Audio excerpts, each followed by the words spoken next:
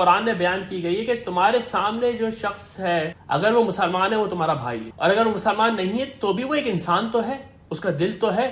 اگر تم اس کو ایسی چیزوں کے اوپر اس کا مذاق اڑاؤ گے جو اس کے بیچارے کے اپنے ہاتھ میں نہیں ہے، یا مذاق اڑانا ہی کیا ہے، یہ مطلب یہ کون سی تفریح ہے کہ دوسرے کا دل دکھا کے ہم انجوائے کر رہے ہیں۔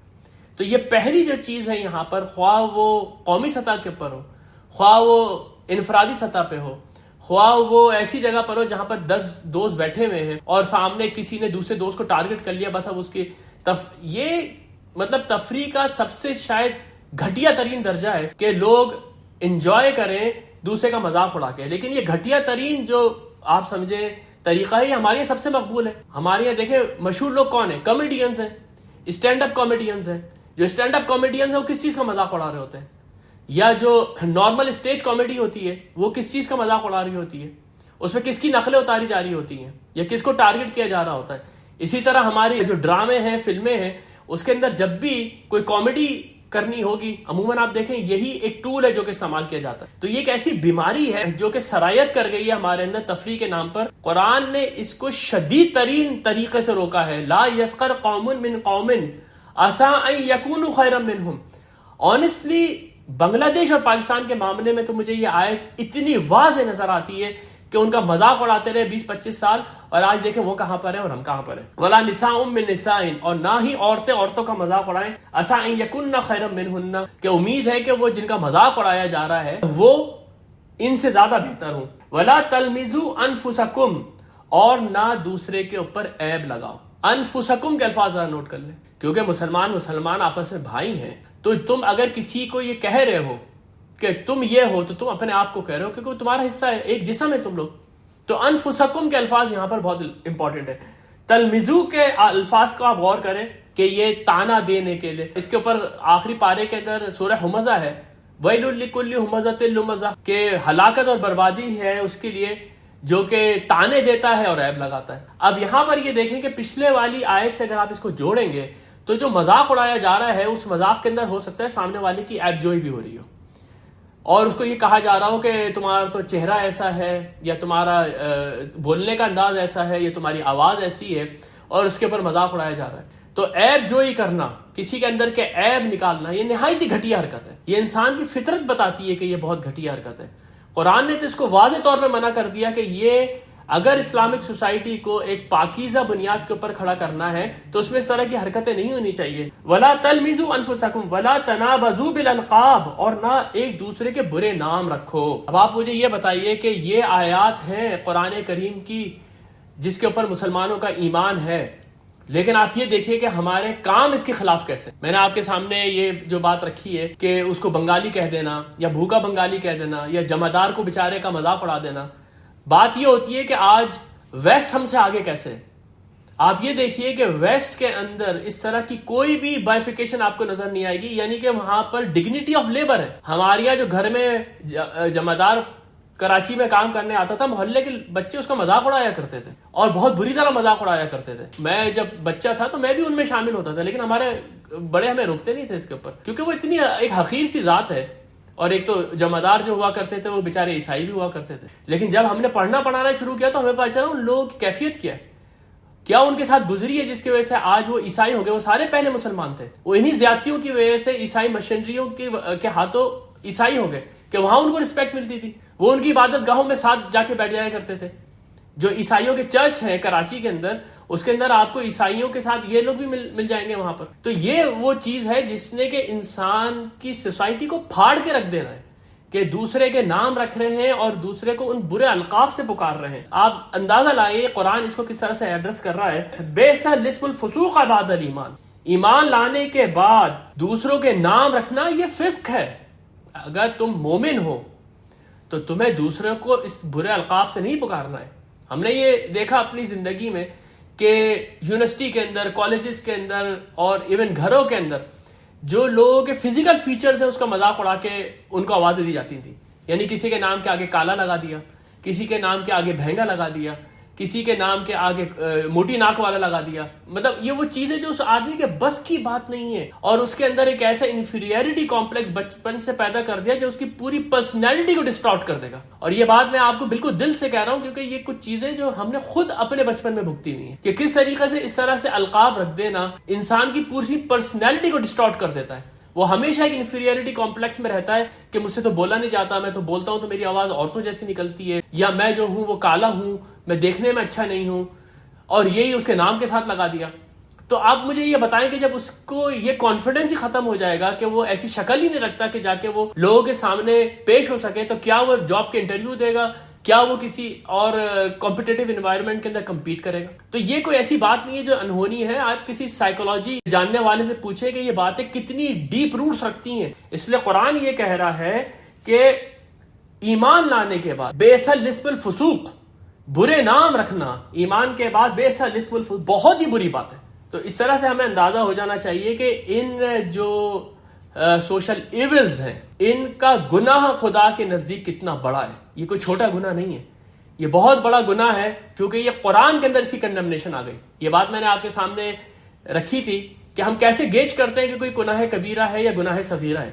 گناہ کبیرہ وہ ہے جس کی کنڈیمنیشن قرآن میں آ گئی, اور جس کی کنڈیمنیشن سنت میں آ گئی. یہ کنڈیمنیشن یہاں پر قرآن کر رہا ہے ان سوشل ایولز کی جو ہمارے آپ سمجھے کہ بلڈ کا پارٹ بن گئے. بئس الاسم الفسوق بعد الایمان, بہت ہی برا ہے نام پیدا کرنا فسق میں ایمان کے بعد. ایمان ہے تمہارے دل کے اندر, پھر تمہارے یہ حرکتیں ہیں, یہ اس طرح کا انداز ہے. ومن لم یتب, اور جس نے کہ اب توبہ نہیں کی, فاولئک هم الظالمون, تو وہی ہے ظلم کرنے والا. میں نے آپ کے سامنے یہ بات رکھی تھی کہ اگر آپ ایک لفظ کے اندر پورے کے پورے قرآن کا فلسفہ بیان کر دیں تو یہ ہے کہ ظلم نہیں کرو کسی کے اوپر. مالک یوم الدین کے اوپر جو ہم نے درس کیا تھا, اس درس میں بار بار آپ کے سامنے یہ بات رکھ رہا تھا کہ اصل شے جو ہے وہ ظلم برداشت نہیں کرتا اللہ. دوسرے کا حق اگر کسی نے تلف کر دیا وہ نہیں اللہ تعالیٰ معاف کرے گا, باقی سب کچھ معاف کر دے گا اللہ تعالیٰ. مالک یوم الدین کے اندر ہی یہ بات پوشیدہ تھی کہ وہ ایک ایسا دن برپا کرے گا جس دن وہ پیور جسٹس کرے گا, پرفیکٹ جسٹس کرے گا. ذہن میں اگر آپ کے ہیں یہ معنی ظالم کے اگر ذہن میں آپ کے ہیں تو آپ یہ دیکھیں گے یہاں پر ظلم ہو کیا رہا ہے. ایک دوسرے کا مذاق اڑانا ظلم ہے, ایک دوسرے کے برے نام رکھنا ظلم ہے, ایک دوسرے کو تانے دینا اور عیب جوئی کرنا ظلم ہے. اور جس نے نہیں توبہ کی اس وقت, جس تک کہ یہ پیغام پہنچ گیا اس نے توبہ نہیں کی, تو وہ ظالم ہے. تو ظالم سے نمٹنا تو پھر اللہ تعالیٰ خوب جانتا ہے. یا ایھا الذین آمنوا, ایک اور یہ جو سوشل ایول ہے اس کی طرف اشارہ ہو رہا ہے. یا ایھا الذین آمنوا اجتنبوا کثیرا من الظن, بہت زیادہ اسپیکولیشن سے, بہت زیادہ ظن اور گمان سے بچو کہ کہیں یہ نہ ہو جائے, کہیں وہ نہ ہو جائے. اس کے اوپر میں آپ کو اپنا ایک پرسنل ایکسپیرینس بتا دیتا ہوں کہ ہمیں یہاں پر کئی دفعہ ایسی صورتحال سے وابستہ ہونا پڑا جس میں یہ لگا کہ نوکری آج گئی کہ کل گئی, اور اس میں یہ سارے کے سارے معاملات جو ہیں وہ کھل کر سامنے آ گئے کہ لوگ جو ہیں وہ ظن اور گمان بھی کر رہے تھے, لوگ جو ہے افواہیں بھی پھیلا رہے تھے. میں نے سنا ہے کہ وہاں یہ فیصلہ ہو گیا, میں نے سنا ہے وہاں یہ فیصلہ ہو گیا. اس کا بہت سیدھا سیدھا طریقہ ہے. اگر ایک مومن ہے اور اس طرح کے حالات اس کے سامنے ہیں تو بہت سیدھا اس کا معاملہ ہے. اس کا معاملہ یہ کہ وہ اللہ پہ توکل کرتا ہے اور وہ صبر سے کام لیتا ہے, اور دوسرے یہ کہ وہ اپنے لیے رزق کے دوسرے دروازے دیکھتا ہے. اور اگر اس کے ساتھ کچھ برا ہو جائے یہاں پر تو اس کو صبر کرنا چاہیے. یہی قرآن کی تعلیمات ہے. اب اس کے اندر اس کے بیچ میں یہ سارے معاملات ہو رہے ہوتے ہیں کہ بہت زیادہ اسپیکولیشن ہو رہی ہوتی ہے. خاندان کے خاندان ہم نے اپنے سامنے تباہ ہوتے ہوئے دیکھے ہیں کہ ایک دوسرے کے متعلق جو ہے وہ اس طرح کے اسپیکولیشن میں مبتلا ہے کہ جیسا یہ سامنے والا تو ہے ہی میرے خلاف, اس کا کردار ہی مشکوک ہو کے رہ گیا ہے. میری اپنی زندگی کے یہ تجربات ہیں کہ جس میں بلا وجہ ایک سسر جو ہے وہ اپنی بہو سے زن میں آ گئے. اب اس کا ہر قدم, اب اس کی ہر بات ان کو یہ لگتی تھی کہ یہ میرے اوپر تانا مار رہی ہے, یہ جو ہے نا جان بوجھ کے مجھ سے ایسی بات کر رہی ہے, جبکہ اس کے ذہن میں کسی جگہ پر بھی یہ بات نہیں ہوتی تھی. تو اللہ تعالیٰ نے توفیق دی کہ میں ان کو لے کے بیٹھ گیا, سسر کو بھی اور بہو کو بھی, اور میں نے کہا آپ کھل کے بتائیں آپ کے دل میں کیا ہے. اب انہوں نے جو بولنا شروع کیا تو وہ بیچاری سامنے رو رو کے کہہ رہی ہے خدا کی قسم میرا کبھی یہ مقصد نہیں تھا, میرا مقصد تو یہ تھا, میرا مقصد تو یہ تھا. یہ سب ہو کیا رہا تھا, یہ شدید ترین ظن, شدید ترین بدگمانی دوسرے سے کہ اس نے مجھے اس طرح سے دیکھا, اس کا مطلب یہ کہ وہ مجھ سے نفرت کرتا ہے. یہاں پر اللہ تعالیٰ فرما رہا ہے کہ اے لوگو بہت زیادہ ظن کرنے سے بچو. ان بعض الظن اسم, بعض ظن تو ایسے ہوتے ہیں جو گناہ تک لے جاتے ہیں.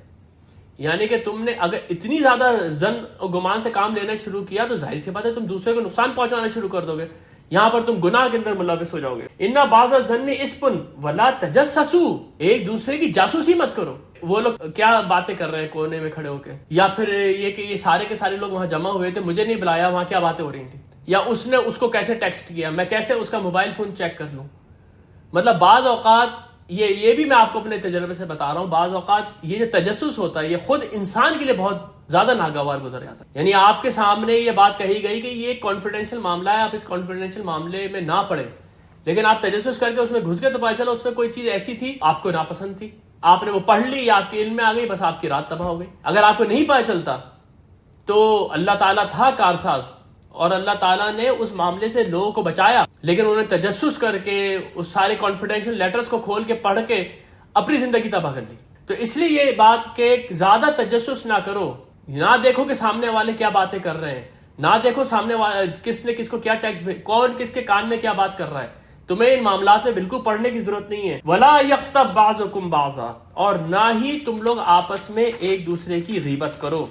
یہ غیبت ایک ایسا یہاں پر آپ سمجھے کہ سوشل ایول ہمارے سامنے آیا ہے کہ جس کی جو آپ کو جس کی بازگشت آپ کو ہر جگہ کے اوپر ملے گی۔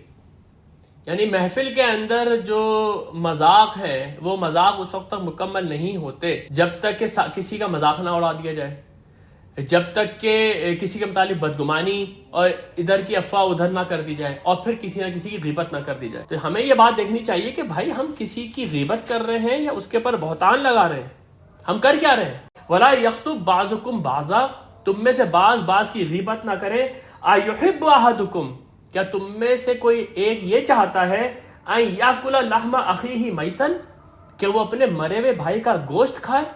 یعنی کہ وہ اس وقت وہ ایسا ہے جیسے ایک مری ہوئی لاش تمہارے سامنے ہے، جیسے وہ اپنے گوشت کھانے والے کو نہیں روک سکتی، وہ بے بس ہے، اسی طرح وہ تمہارا بھائی بے بس ہے۔ اگر وہ سامنے ہوتا تم اس کے سامنے بات کرتے، وہ اپنی ڈیفینس میں کوئی بات کرتا، وہ ڈیفینڈ کرتا اپنے آپ کو، آپ اس کے سامنے کہتے کہ بھائی میرا خیال ہے کہ یہ مسئلہ ہے، ہمت ہے تو سامنے بات کرنی چاہیے نا۔ تو وہ یہ کہنا نہیں ایسا معاملہ نہیں ہے، ایسا ہے، آپ نے اس کو اس طرح سے نہیں اس طرح سے دیکھنا چاہیے تھا، بات کلیئر ہو جاتی۔ وہ جو قرآن میں الفاظ ہے وَقُولُوا قَوْلًا سَدِيدًا، سیدھی بات کیا کرو۔ پیچھے غیبت کرنے سے یا پیچھے اس کے معاملات کو چھاننے کے بجائے آدمی جا کے اس کے منہ پہ کیوں نہیں بات کر سکتا؟ تو اب جب وہ یہاں موجود نہیں ہے اور اس کی بات ہو رہی ہے تو بالکل مثال ایسی ہے جیسے وہ مرا ہوا پڑا ہوا ہے تمہارے سامنے اور تم اس کا گوشت کھا رہے ہو۔ پھر آگے الفاظ ہے فَكَرِهْتُمُوهُ، دیکھو یہ جو مثال تمہیں دی گئی ہے اس سے تمہیں خود کراہیت آئی ہے کہ تم مرا ہوا گوشت کھا رہے ہو۔ وَاتَّقُوا اللَّهَ، اللہ کا تقوی اختیار کرو۔ اللہ کے تقوی کے بغیر نہ تو کوئی کردار ہے، اللہ کے تقوی کے بغیر نہ ہی کوئی موریلٹی ہے، اللہ کے تقوی کے بغیر نہ ہی کسی سوسائٹی کے اندر کوئی ویلیوز ہے۔ ساری کی ساری چیزوں کی بنیاد اللہ کے تقوی کے اوپر ہے۔ اس لیے اللہ کا تقوی جگانے کے لیے 2/3 قرآن مکہ میں نازل ہو، وہ بنیادیں بن گئی جس کے بعد یہ کریکٹر بلڈ ہونا تھا۔ ہمارا بھی طریقہ یہی ہونا چاہیے کہ قرآن کے ساتھ وابستگی اتنی زیادہ ہو کہ دن کے اندر انسان قرآن کا کوئی نہ کوئی حصہ ضرور پڑھے، اور اس میں مکی اور مدنی قرآن سامنے آتے رہیں گے، احکامات بھی سامنے آتے رہیں گے، اور اللہ تعالیٰ کا ایمان کی باتیں بھی سامنے آتی رہیں گی، اس سے تقوی بھی حاصل ہوتا رہے گا۔ ان اللہ تواب الرحیم، دیکھو اللہ تعالیٰ جو ہے وہ بہت توبہ قبول کرنے والا ہے۔ یہاں تواب کے لفظ استعمال ہوا ہے، اس کو بھی غور کر لیں۔ تواب کے معنی ہے بار بار توبہ کا قبول کرنے والا، یعنی آج آپ نے یہ فیصلہ کیا کہ آپ ان میں سے کوئی کام نہیں کریں گے، لیکن یہ ایک ہیبٹ بن چکی ہے، اب آپ نے دوبارہ کر دیا اور فوراً آپ کو یاد آ گیا۔ جیسے قرآن میں الفاظ ہے کہ کوئی جہالت کے اندر کوئی بڑا گناہ کر بیٹھے، مان اس کو اللہ یاد آ جائے فوراً اور وہ توبہ کر لے، تو انما التوبۃ علی اللہ للذین یعملون السوء بجہالۃ، اللہ نے اپنے اوپر واجب کر کے رکھا ہوا ہے کہ توبہ قبول کرے گا اس کی جو کہ گناہ کر دیتا ہے جذبات میں آ کے، اور جو گناہ کر دیتا ہے ایموشنل ہو کے۔ تو اگر پتہ چل گیا کہ میں نے تو پھر غیبت کر دی یا میں نے پھر کسی کی ایسی بات کری، پھر توبہ کرو۔ یعنی ہو سکتا ہے یہ عادت چھٹنے میں تمہارے وقت لگے، لیکن جب بھی تمہیں یاد آئے فوراً توبہ کرو، فوراً شرمندہ ہو جاؤ اللہ کے سامنے اور اللہ سے دعا کرو کہ اللہ تو مجھے اس عادت سے میرا چھٹکارا دلا۔ نبی صلی اللہ علیہ وسلم 2 قبروں کے پاس سے گزرتے ہیں اور کہتے ہیں کہ ان دونوں شخصوں کے اوپر عذاب ہو رہا ہے، اور عذاب بھی کسی بڑے کام کی وجہ سے نہیں ہو رہا، 2 باتیں جو لوگ بڑے معمولی سمجھتے تھے ان کی وجہ سے ان کے اوپر عذاب ہو رہا ہے۔ ایک تو یہ کہ ایک آدمی جو ہے یورینیشن کے بعد اپنی پاکیزگی کا خیال نہیں کرتا تھا، یعنی اسے پیشاب کرنے کے بعد یہ سوچا ہی نہیں کہ وہ پیشاب کے قطرے کدھر جا رہے ہیں، اور وہ ناپاک ہوتا رہا۔ اور دوسرا کو غیبت کی سزا مل رہی ہے۔ تو یہاں پر یہ بات سمجھ لینی چاہیے کہ جب تک زندگی ہے، جب تک موقع ہے، اس وقت انسان کے پاس کچھ بھی نہیں ہوگا جس وقت کہ وہ مر جائے گا، ابھی اس کے پاس وقت ہے، وہ اپنے ان معاملات کی اصلاح کرے۔ آج تو یہ کارپوریٹ سیکٹر کے اندر بات کہی جاتی ہے نا کہ ہمیں اپنی جو بری ہیبٹس ہیں ان کو ان انسٹال کر دینا چاہیے اور اپنی گڈ ہیبٹس کو انسٹال کر دینا چاہیے۔ میرا خیال ہے ہمیں بات یہاں سے شروع کرنی چاہیے۔ اس کے بعد آگے چل کے فرمایا گیا ہے یا ایھا الناس، اے لوگو۔ اب دیکھیں اس آیت کا جو پچھلی والی آیت ہے اس کے ساتھ بڑا گہرا ربط ہے۔ پچھلی والی آیتیں جو تھیں وہ یہ تھیں کہ مومن آپس میں بھائی ہیں، انما المؤمنون اخوہ۔ اب آپ کے ذہن میں یہ بات آئی ہوگی کہ مسلمان بھائی ہے، لیکن ایک بنگلہ دیش میں رہتا ہے، ایک پاکستان میں رہتا ہے، ایک ویسٹ میں مسلمان ہو گیا ہے۔ تو یہ اتنے سارے اللہ تعالیٰ نے جو شعوب اور قبائل بنائے ہوئے ہیں، اس کی کیا حکمت ہے؟ یا ایھا الناس انا خلقناکم من ذکر و انثی، اے لوگو، تمام انسانوں سے بات ہو رہی ہے، ہم نے تمہیں تخلیق کیا ہے ایک مرد اور ایک عورت سے، وجعلناکم شعوبا وقبائل، اور ہم نے جو تمہیں شعوب اور قبائل کے اندر تقسیم کیا ہے وہ کس لیے کیا ہے؟ لتعارفوا، تاکہ تم ایک دوسرے کو پہچان سکو۔ ان اکرمکم عند اللہ اتقاکم، اور اللہ کے نزدیک تم میں سب سے عزت والا وہ ہے جو تم میں سب سے زیادہ تقوی اختیار کرنے والا ہے۔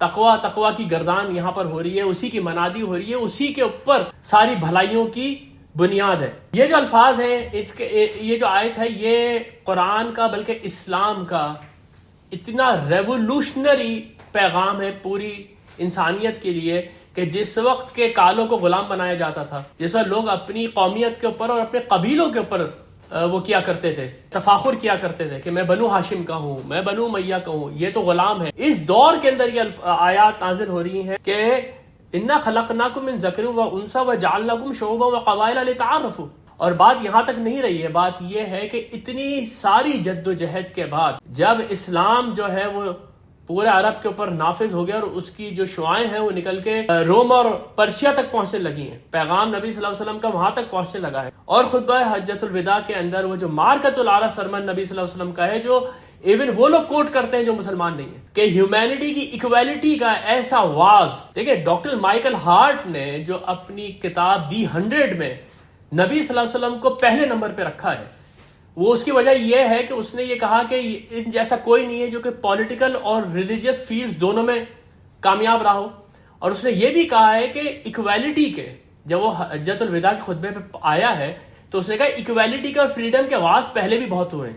اس نے جیزس آف نزارت کا بھی نام لیا ہے، حضرت عیسیٰ علیہ السلام کا، کہ ان کے ہاں بھی یہ آواز تھے، لیکن اس کے اوپر ایک معاشرہ تعمیر ہو جانا، یہ کام تو صرف ایک نہیں کر کے دکھایا ہے۔ اس لیے خطبہ حجۃ الوداع آپ لوگوں کو یاد ہوگا، اس کے اندر نبی صلی اللہ علیہ وسلم نے فرمایا تھا یا ایھا الناس الا ان ربکم واحد، لوگو آگاہ ہو جاؤ، تم سب کا رب ایک خدا ہے، ورنہ آباؤکم واحد، تمہارا باپ بھی ایک تھے، تمہارے ماں باپ بھی ایک تھے، الا لا فضل لعربی علی اعجمی، یہ جان لو کسی عربی کو کسی عجمی کے اوپر کوئی فضیلت حاصل نہیں ہے، ولا عجمی علی عربی، اور نہ کسی عجمی کو کسی عربی کے اوپر کوئی فوقیت حاصل ہے، ولا لاحمر علی اسود، نہ کسی گورے کو کسی کالے کے اوپر، ولا لاسود علی احمر، اور نہ ہی کسی گورے کو کالے پہ، نہ کالے کو گورے کے اوپر، الا بالتقوی، لیکن تقوی کی فضیلت ہے جو اللہ کے یہاں ہے۔ ابلغت، کیا میں نے اللہ کا پیغام پہنچا دیا؟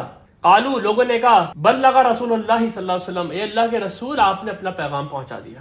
یہ وہ بات ہے جو کہ آج ہم بالکل بھول گئے کہ کیا پیغام قرآن لے کر آیا تھا اور کیا ریولوشن اسلام نے اس دنیا کو دی تھی۔ آج ان ساری مورل ویلیوز کا جو فلیگ ہے، جو پرچم ہے، وہ ویسٹ کے ہاتھ میں، اور نہ صرف یہ کہ اس سے وہ سوشل لیول کے اوپر بہت فائدے اٹھا رہے ہیں، وہ گلوبل لیول کے اوپر بہت فائدے اٹھا رہے ہیں۔ یعنی کہ اگر آج آپ کو یہ دیکھنا ہے کہ یہ جو چیز ہمارے سامنے ہے، یہ چیز کے کوئی فائدے اس دنیا میں بھی ہیں، تو آپ ذرا ویسٹ میں دیکھیں کہ کس طریقے سے وہاں پر میرٹ کو فوقیت دی جاتی ہے بجائے اس کے کہ یہ کس قبیلے سے تعلق رکھتا ہے۔ میں نے اپنے آنکھوں کے سامنے یہ دیکھا ہے کہ پاکستان کے اندر پولیٹیکل پارٹیز جو خاص طور پہ قومیت کے اوپر اٹھتی ہیں، تو پھر وہ جب الیکشن جیتتی ہیں تو وہ اپنے دفاتر میں، خاص طور پہ جو پوزیشنز ان کے پاس گورنمنٹ ڈپارٹمنٹس کی ہوتی ہیں، اس میں اپنے قوم کے لوگ بھرتے ہیں، بھلے ان کے اندر کوئی صلاحیت ہو یا نہ صلاحیت ہو، جس کی وجہ سے جو میونسپلٹی کا سسٹم ہے پاکستان میں بالکل کولیپس کر گیا ہے. کوئی ایک آدمی ایسا نہیں ہے جس کے اندر یہ صلاحیت ہو کہ وہ کیا کام کرنے کے لیے بیٹھا ہوا ہے. انہوں نے وہاں پر رشوتیں لینی ہے اور یا ان کو پتا ہے کہ ہم تو فلانا پولیٹیکل پارٹی کی وجہ سے آئے. میں نے خود ایسے لوگوں کو بعض اوقات انٹرویو کیے کہ ان کے ہاتھ میں جو ہے بڑے آدمی کا لیٹر تھا کہ جی اس کو جاب دے دیں, اور میں جب اس سے انٹرویو کر رہا ہوں تو اس کو یہ تک بھی نہیں پتا, وہ آ رہا ہے لیٹس سے کہ ایک انجینئر کی پوزیشن پہ, اس کو یہ تک نہیں پتا کہ ہیمر کیا چیز ہوتی ہے یا اسپینر کیا چیز ہوتی ہے. وہ کہہ رہا آپ بے فکر رہے, میں یہاں پر نا کوئی یونین نہیں بننے دوں گا, میں اس طرح کے کوئی مسائل نہیں ہونے دوں گا, آپ مجھے رکھ لیں. میں آپ کو اپنا ذاتی وہ بتا رہا ہوں, تجربہ بتا رہا ہوں. اور اس طرح سے ہم نے جب موو کیا ہے کراچی کے اور دوسرے شہروں کے جو گورنمنٹ کے ڈپارٹمنٹس ہیں, وہاں پر ہم نے کیا دیکھا ہے کہ کوئی میرٹ نہیں ہے. وہاں پر اپنے قبیلے کے, وہاں پر اپنی پارٹی کے, وہاں پنجابی ہے تو پنجابی رکھے گا, سندھی ہے تو سندھی رکھے گا, مہاجر ہے تو مہاجر رکھے گا. اس کے بعد آپ دیکھیں کیا حال ہوا ہے ہمارے ملک کا. یہ پریکٹیکل اپلیکیشنز ہیں جو اس چیز کی یہاں پر ہیں. قرآن میں مختلف جگہوں کے اوپر یہ فرمایا گیا ہے کہ یہ امانتیں ہیں تمہارے پاس, یہ جو گورنمنٹ کے پوزیشنز آتی ہیں یہ امانتیں ہیں تمہارے پاس, یہ امانتیں ان کے اہل کے حوالے کرو. یہ آیت میں نے آپ کے سامنے پڑھ کے سنائی تھی کہ امانتیں ان کے اہل کے حوالے کرو. تقوی کے علاوہ کسی کے اوپر کوئی فضیلت نہیں ہے. اللہ کا آخری پیغمبر اپنی آخری خطبے کے اندر جو آخری لوگوں کو وہ دے کے جا رہا ہے ایڈوائس, وہ یہی دے کے جا رہا ہے کہ تم لوگ سب کے سب برابر ہو. اس کے بعد جو آیات ہیں وہ نہایت ہی جامع اور نہایت ہی بلند آیات ہیں. یہ جو آخر کی 5 آیات ہیں ان کو پھر ہم اگلے ہفتے کے لیے اٹھا کے رکھتے ہیں. بارک اللہ لی و لکم فی القرآن العظیم و نفعنی و ایاکم بالآیات و ذکر الحکیم.